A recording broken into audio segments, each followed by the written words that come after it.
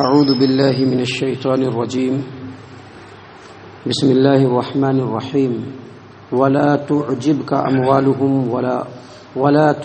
اموالهم واولادهم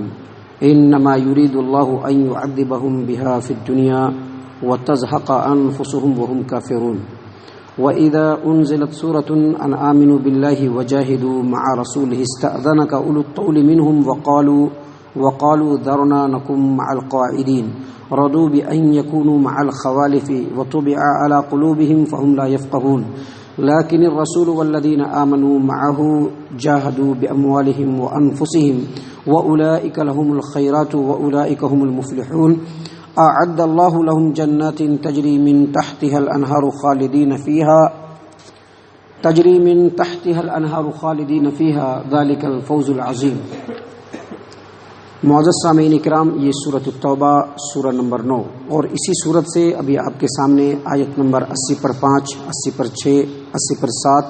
80 پر 8، 80 پر 9 یعنی 85 نمبر کی آیت کریمہ سے لے کر کے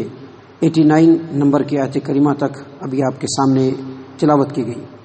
سامعین کرام، جیسا کہ پہلے ہی بتلایا جا چکا ہے کہ یہ جو سورۃ التوبہ ہے اس کا ایک نام سورۃ الفاضحہ ہے، سورۃ الفاضحہ.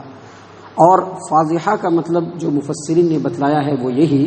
کہ اس صورت کے ذریعے سے منافقوں کو ذلیل و رسوا کیا گیا.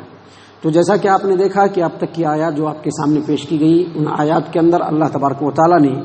اس زمانے میں جو منافقین تھے ان کی جو صفات تھی، ان کی جو کارکردگیاں اور کارستانیاں تھیں، اللہ تبارک و تعالیٰ نے ان تمام چیزوں کو واضح کیا ہے اور منافقین کی صفات کو بیان کیا ہے.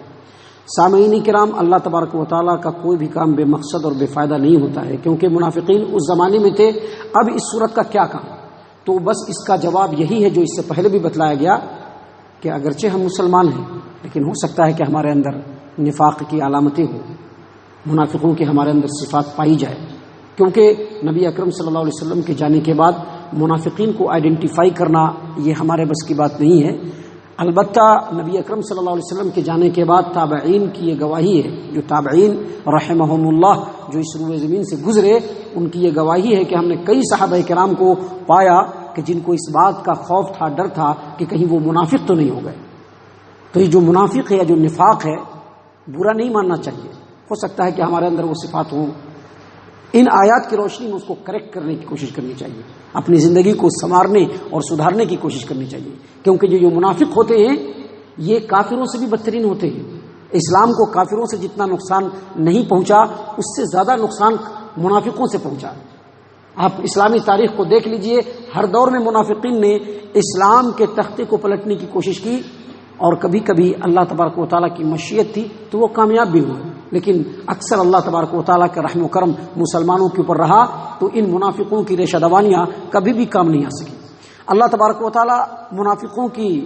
شرارتوں کو اور ان کی صفات کو اور ان کی ذلت و رسوائی کو بیان کرتے ہوئے آگے فرما رہے ہیں کہ وَلَا تُعْجِبْكَ أَمْوَالُهُمْ وَأَوْلَادُهُمْ إِنَّمَا يُرِيدُ اللَّهُ أَن يُعَذِّبَهُمْ بِهَا فِي الدُّنْيَا وَتَزْهَقَ أَنفُسُهُمْ وَهُمْ كَافِرُونَ. یعنی اے لوگوں اور اے محمد صلی اللہ علیہ وسلم، یہ جو منافقین ہیں ان کے مال اور ان کی اولاد، ان کے اوپر آپ تعجب نہ کریں. یہ چیزیں آپ کو متعجب نہ کر دیں، آپ متعجب نہ ہوں. بڑے مالدار ہیں، بہت زیادہ اولاد والے ہیں، تو ان منافقوں کے مال اور اولاد آپ کو تعجب میں نہ ڈالیں، آپ اس کے اوپر تعجب نہ کریں، کیونکہ اللہ نے اگر ان کو اولاد دیا ہے اور اللہ نے اگر ان کو مال دیا ہے تو اللہ یہ چاہتا ہے کہ اس کے ذریعے سے ان کو دنیا میں عذاب دے، اور اللہ تبارک و تعالیٰ جب ان کی جان کو نکالے تو اس وقت وہ حالت کفر میں ہی ہو، یعنی حالت کفر میں ہی اس کی وفات ہو. یہ جو آیت کریمہ ہے بالکل اسی طرح کی آیت کریمہ اسی صورت کے اندر آیت نمبر 55 میں ہے. آپ کو معلوم ہے کہ یہ جو منافقین مدینے کے اندر تھے ان میں سے اکثر بڑی ہی سن رسیدہ، بڑی عمر والے اور سب کے سب مالدار تھے. اور یہ جو منافقین تھے ان کا جو اصل مطمح نظر اور ان کا جو پوائنٹ آف ویو تھا اپنے مفاد کو حاصل کرنا. یعنی اگر کوئی دینی کام بھی کرتے تو اس میں اپنا ہی فائدہ دیکھتے، دنیاوی کام میں تو اپنا فائدہ دیکھتے ہی، دینی کام میں بھی اپنا ہی فائدہ دیکھتے، اپنے مفاد کو حاصل کرنا.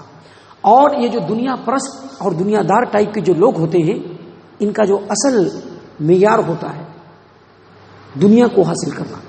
اسی وجہ سے دنیا پرستوں اور دنیا داروں کی طرح سے ان منافقین کے یہاں بھی جو معیار تھا، اصل معیار عزت و سربلندی کا اور عزت و جاہ کا، وہ یہ کہ جس کے پاس مال زیادہ ہو، جس کے پاس اولاد زیادہ ہو، جس کے پاس اولاد اور مال کی فراوانی ہو، بس وہی عزت والا، وہی عزت و جاہ والا اور وہی سربلندی والا ہے۔ لیکن ان کے ساتھ سب سے بڑا معاملہ اور سب سے بڑا پرابلم یہ ہو گیا کہ ان کی جو اولادیں تھیں وہ مسلمان ہو گئے، ایسے پکے سچے مسلمان کہ جن کا عزت و جاہ کا جو معیار تھا بالکل منافقوں کے معیار سے اگینسٹ میں، بالکل ان سے اپوزٹ، ایسے مسلمان کہ ان کے نزدیک عزت و سربلندی کا اصل معیار یہی تھا کہ جو آدمی جس قدر اللہ اور اس کے رسول کی فرما برداری کرنے والا ہو، جس قدر اللہ اور اس کے رسول کے سنت کا جو ہے شیدائی ہو، وہ آدمی سماج و معاشرے میں اتنا ہی مکرم، اتنا ہی عزت اور اتنی ہی سربلندی والا ہے۔ سامعین کرام، اس طرح سے یہ جو نظریاتی اختلاف تھا یہ ان کے لیے ذلت کا باعث بن گیا، ان کے اولاد کی نظر میں وہ خود ذلیل ہو گئے، اور اللہ تبارک و تعالیٰ نے اس طرح سے ان کے اولاد کے ذریعے سے ان کو دنیا کی زندگی میں سزا دیا۔ اور پھر یہ جو منافقین ہیں، ان کی جو طبیعت خود پرستی کی لالچی طبیعت جو تھی، اس کو بدل نہیں سکتے تھے، لہٰذا اللہ نے جتنا زیادہ مال دیا اس میں اور زیادہ کے چکر میں پڑے۔ 99 تھا تو 100 کے چکر میں پڑ گئے، 1099 تھا تو 1100 کے چکر میں پڑ گئے، 1,99,000 تھا تو 1,01,000 کے چکر میں پڑ گئے، ہمیشہ 99 کے چکر میں پڑے رہے، اور اس طرح سے حالت نفاق اور حالت کفر میں ہی اس کی جان نکل گئی اور وہ لوگ اس دنیا سے رخصت ہو گئے۔ اللہ تبارک و تعالیٰ نے اسی بات کو یہاں پر مسلمانوں کو بیان کرتے ہوئے کہا ہے کہ مسلمانوں، یہ جو روزی ہے، روٹی ہے، یہ اللہ تبارک و تعالیٰ کے ہاتھ میں، کسی کو اللہ زیادہ دے سکتا ہے، کسی کو کم دے سکتا ہے، لیکن یہ جو منافقین ہیں ان کو زیادہ دیا گیا ہے، تو ان کے مال اور اولاد کو دیکھ کر کے تم کو تعجب نہیں کرنا چاہیے، امپریسڈ نہیں ہونا چاہیے، کیونکہ اللہ یہ چاہتا ہے کہ ان کے مال کے ذریعے سے ہی ان کو دنیا میں ذلیل و رسوا کرے، اور آخرت میں دنیا میں جب ان کی جان نکلے تو کفر کی حالت میں ہی نکل جائے۔ معزز سامعین کرام، آگے اللہ تبارک و تعالیٰ ان منافقین کی صفات کو بیان کرتے ہوئے کہہ رہا ہے، بہت ہی نصیحت آمیز باتیں ہیں، اپنی زندگی کے اندر انسان کو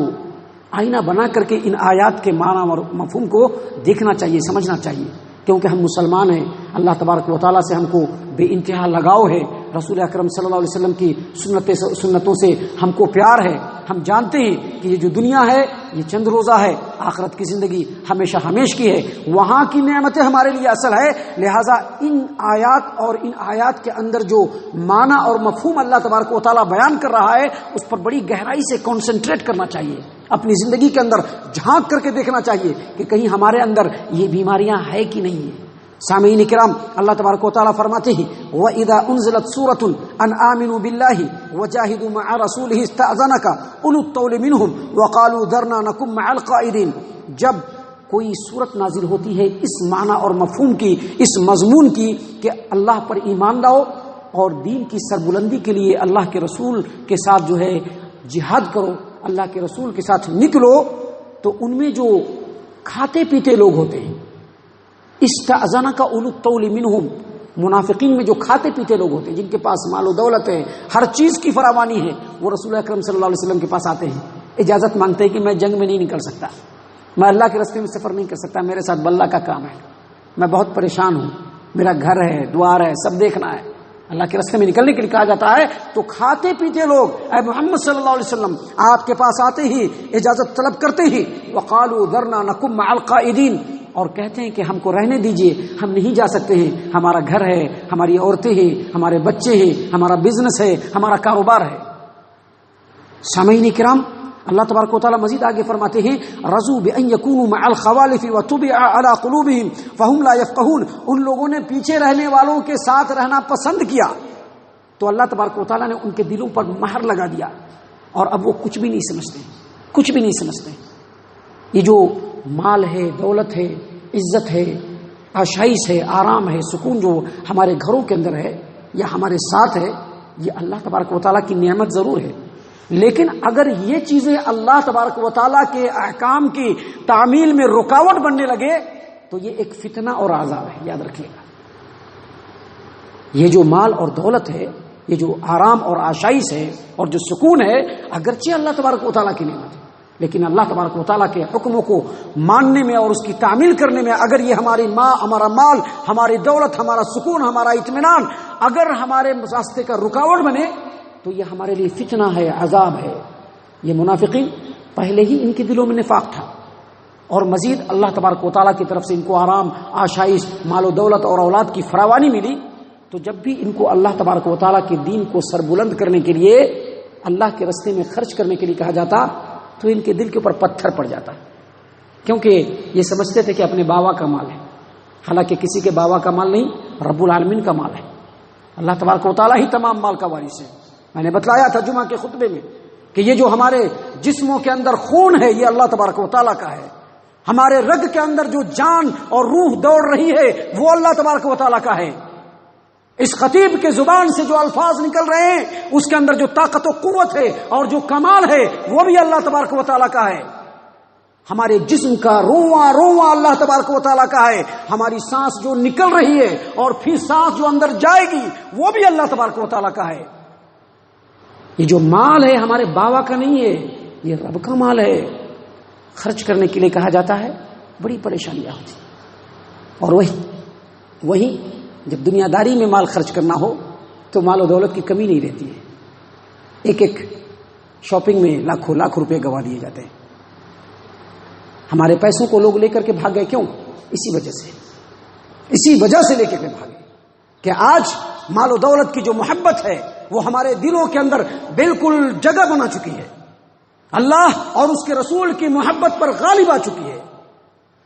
یہی چیز منافقین کے اندر تھا کہ اللہ نے ان کو مال و دولت دیا تھا، نفاق پہلے ہی سے اندر تھا، اب ان کو کہا جاتا تھا کہ اللہ کے دین کو سربلند کرنے کے لیے مال خرچ کرو، تو دل تنگ ہو جاتا تھا۔ ان کو کہا جاتا تھا کہ اللہ کے دین کو سربلند کرنے کے لیے چلو نکلو، تو وہ اللہ کے راستے میں نکل کر کے سفر کی صعوبتوں کو، تکلیفوں کو برداشت کرنا گوارا نہیں کرتے تھے، اور جب بھی اس طرح کی بات کہی جاتی تو جھوٹے ہیلے بہانے ان کی فطرت بن گئی تھی۔ اللہ تبارک و تعالیٰ نے یہاں پر فیصلہ کن انداز میں کہا کہ ان کے اسی چال کی وجہ سے اللہ نے ان کے دلوں پر مہر لگا دیا ہے۔ اب کوئی بھی بات ان کو کہہ دو، اثر نہیں پڑنے والا ہے۔ کوئی بھی بات کہہ دو، کتنی ہی نصیحت کر دو، کتنا جنت کی نعمتوں کو کھول کھول کر کے دکھلا دو، جہنم کی ہولناکیوں کو وضاحت کے ساتھ بتلا دو، قیامت کے دن کی سختی کو ایک ایک کر کے گنا دو، ان کے اوپر اثر نہیں پڑنے والا ہے۔ یہ نفاق کی صفت ہے، یاد رکھیے۔ اگر کبھی ہماری زندگی میں ایسا ہو، فوراً کتاب و سنت کی طرف رجوع کرنا چاہیے، علماء کرام کی صحبت کو اختیار کرنا چاہیے، کتاب و سنت کے معنی اور مفہوم پر غور کرنا چاہیے، پانچوں وقت کی نماز پابندی سے پڑھنی چاہیے۔ جب بھی اللہ تبارک و تعالیٰ کا حکم آئے، تمام نفسانی خواہشات کو پیچھے ہٹا کر کے اللہ تبارک و تعالیٰ کے حکموں کی تابع داری کرنی چاہیے، تب جا کر کے یہ نفاق کا جو زنگ ہے ہمارے دلوں سے جائے گا۔ اللہ تبارک و تعالیٰ فرماتے ہیں کہ ان کے اس فطرت کی وجہ سے اللہ تبارک و تعالیٰ نے ان کے دل کے اوپر مہر لگا دیا، ان کے دلوں پر مہر لگا دیا گیا۔ اب یہ کچھ بھی کہہ دو، یہ سمجھنے کے لیے ریڈی نہیں ہے، کچھ بھی کہہ دو یہ سمجھنے کے لیے ریڈی نہیں ہے۔ اور منافقوں کی باتوں کو بیان کرنے کے بعد آگے اللہ تبارک و تعالیٰ نصیحت کے لیے بتلا رہا ہے، لیکن الرسول والذین آمنوا معه جاہدوا باموالہم وانفسہم، لیکن رسول نے اور رسول کے ساتھ جو مومنین تھے، انہوں نے اپنی جان سے بھی اور اپنے مال سے بھی اللہ کے راستے میں جہاد کیا، اللہ کے دین کو سربلند کیا، اپنے مال سے بھی اور اپنے جان سے بھی۔ اللہ فرماتے ہیں وَأُولَئِكَ لَهُمُ الْخَيْرَاتُ، تمام کی تمام بھلائیاں ہونے کے لیے۔ دو ٹوک انداز میں کہا